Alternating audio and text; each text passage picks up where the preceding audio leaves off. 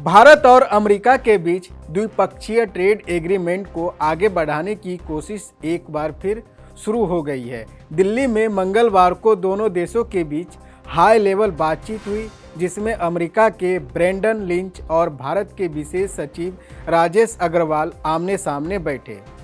इस बैठक को दोनों देशों के बीच व्यापारिक रिश्तों को फिर से मजबूत बनाने की दिशा में अहम माना जा रहा है। ये बातचीत ऐसे समय में हो रही है जब पिछले साल अमेरिकी राष्ट्रपति डोनाल्ड ट्रंप ने भारत पर अतिरिक्त 25% टैरिफ लगाया था और बाद में इसे 50% तक बढ़ा दिया गया। उसी फैसले के बाद से ट्रेड डील अटक गई और भारतीय उद्योगों को भारी नुकसान झेलना पड़ा। इसमें सबसे ज़्यादा प्रभावित हुआ उत्तर प्रदेश का भदोही मिर्ज़ापुर का कालीन उद्योग। भदोही को कारपेट सिटी कहा जाता है।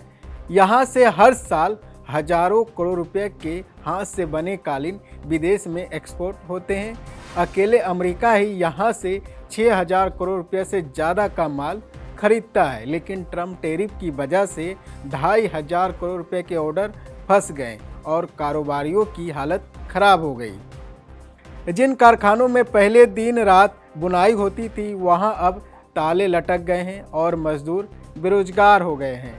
करीब 7 लाख परिवार इस धंधे पर निर्भर है। मजबूरी में कई बुनकर अब ई रिक्शा चला रहे हैं, सब्जी बेच रहे हैं या अपने गांव लौट गए हैं। मेरा नाम असलम महबूब है।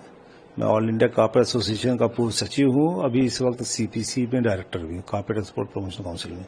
देखिए, बहुत ही जबरदस्त इसका असर पड़ रहा है, क्योंकि 26 तारीख हम लोग के लिए डेडलाइन था कि इंडिया से जो माल चला जाएगा तो 25% जाएगा, इसके बाद वाला 50 हो जाएगा। भारत के भीतर इन कालीनों की मांग बहुत कम है।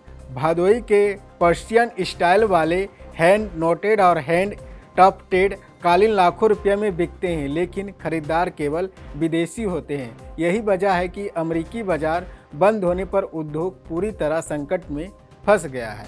इस बार पीक सीजन भी खराब हो गया है। आमतौर पर मई जून से ऑर्डर मिलने शुरू हो जाते हैं ताकि अक्टूबर नवंबर दिसंबर में माल सप्लाई हो सके, लेकिन इस बार कई ऑर्डर रद्द हो गए और बाकी का तैयार माल गोदामों में पड़ा धूल खा गया। करोड़ों रुपया का कच्चा माल भी बेकार हो गया और व्यापारियों को कर्ज चुकाना मुश्किल हो रहा है।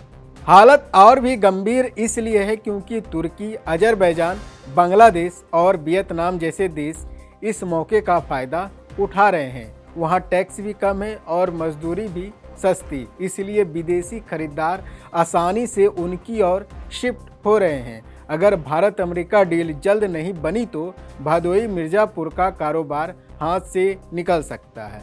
यह पूरा मामला दिखाता है कि अंतर्राष्ट्रीय व्यापार की एक नीति किस तरह लाखों लोगों की जिंदगी और रोजगार को प्रभावित कर सकती है। अब सबकी नज़र दिल्ली में चल रही वार्ता पर है। अगर समझौता हो गया तो कारोबार को दोबारा रफ्तार मिल सकती है, और अगर बात नहीं बनी तो यह उद्योग धीरे धीरे अपनी पहचान खो सकता है। क्या भारत और अमेरिका के बीच यह समझौता जल्द पूरा हो पाएगा और कालीन उद्योग को राहत मिलेगा, या फिर हालत और बिगड़ेंगे? अपनी राय हमें कमेंट में करके ज़रूर बताएं और जागरण बिजनेस को सब्सक्राइब करना ना भूलें।